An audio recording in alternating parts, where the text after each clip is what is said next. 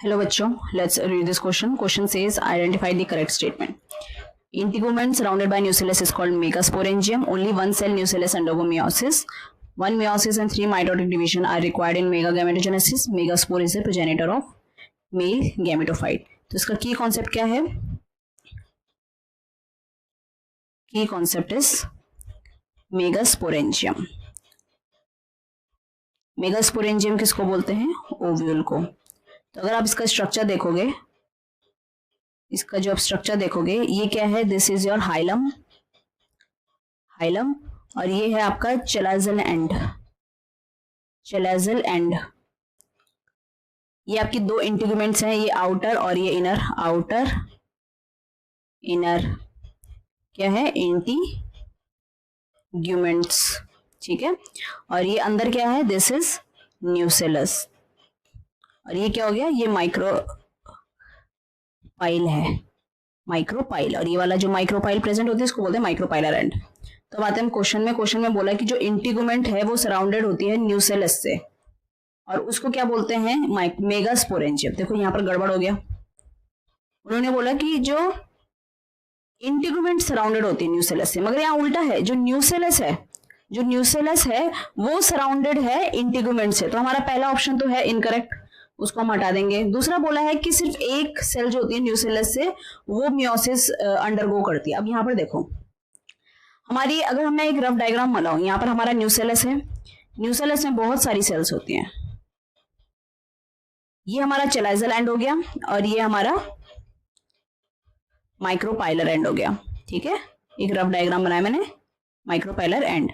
यहाँ पर micropylar and में क्या होगा कि एक सेल जो होगी वो मेगास्पोर मदर सेल बन जाएगी. सिर्फ एक सेल, सारी की सारी नहीं, उसमें से एक सेल वो माइक्रोपाइलर एंड में मेगास्पोर मदर सेल बन जाएगी. अब इसका मियोसिस होगा.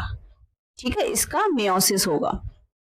जैसे कि यहाँ पर देख रहे हो, ये है न्यूसेलस, ये सारी न्यूसेलस है. ठीक है, ये न्यूसेलस है, न्यूसेलस. इसमें से एक न्यूसेलस ने क्या करा? मेगास्पोर मदर सेल बना दिया. This is your megaspore mother cell, और इसका मियोसिस यहाँ पर होने लगा.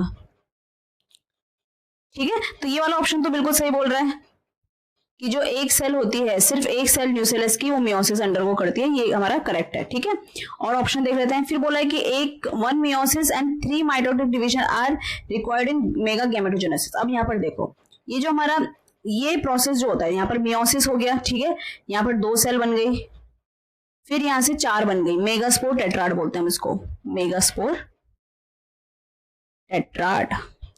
इसमें क्या हुआ है? मियोसिस हुआ है ना हमारा प्रोसेस, और इसको हम बोलते हैं मेगास्पोरोजेनेसिस, स्पोरोजेनेसिस. और ये आता है फिर हमारी, इसमें से जो मेगास्पोर टेट्राड होते हैं उसमें से 3 जो होते हैं डीजनरेट हो जाती है, सिर्फ एक सर्वाइव करती है, 1 सर्वाइव. और जो वो सर्वाइव करती है वो इधर आ जाती है. ठीक है, वो क्या करेगी? उसमें आपका होगा माइटोसिस. माइटोसिस होगा कितनी बार होगा? 3 बार माइटोसिस होगा, 1 2 3. ठीक है, तो यहां पर क्या हुआ? इस प्रोसेस को हम जो बोल रहे हैं, जहां पर इसका माइटोसिस हो रहा है, इसको हम बोल रहे हैं मेगा गैमेटोजेनेसिस. गैमेटोजेनेसिस. ठीक है, वहां पर आपका माइटोसिस हो रहा है. मियोसिस आपका कहां हो रहा है? मेगा स्पोरोजेनेसिस में. ठीक है, तो अब आ जाते हैं हम ऑप्शन में. ऑप्शन में बोला है कि एक मियोसिस और 3 माइटोटिक डिवीजन होते हैं मेगा गैमेटोजेनेसिस, जो कि मेगा स्पोरोजेनेसिस में एक मियोसिस होता है और 3 माइटोसिस जो होते हैं मेगा गैमेटोजेनेसिस में होते हैं. ठीक है, तो ये वाला ऑप्शन हमारा इनकरेक्ट है.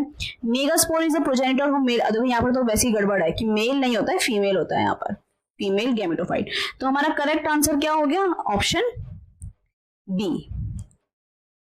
So I hope you understood it well. All the best.